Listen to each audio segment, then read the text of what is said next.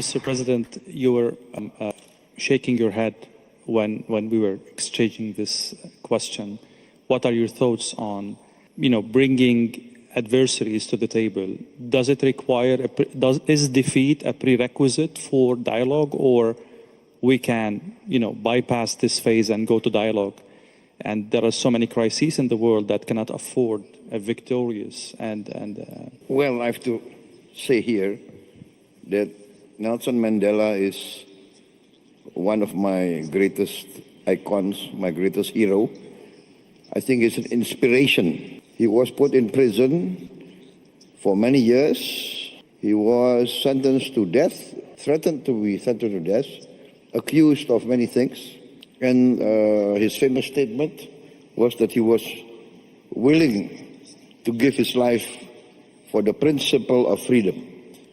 But the greatness of Nelson Mandela, when he got out of prison, he worked for reconciliation with his former enemies. So this is the greatness of Nelson Mandela, and this I try also to carry out in my domestic politics. I reconciled with many of my former opponents.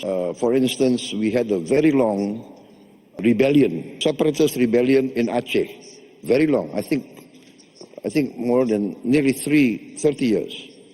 But can you imagine that the former commander of the Aceh Liberation Army, fighting against us for 25 years more, now he joined my party.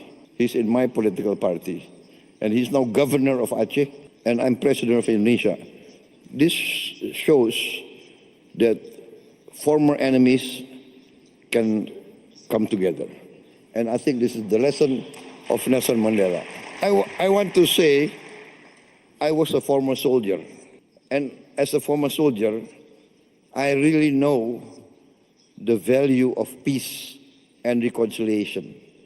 As a former soldier, I always try now, even before, I always try to negotiate. Better to talk than to kill each other. This is my position. Always talk, always negotiate. President Putin, on a more practical question,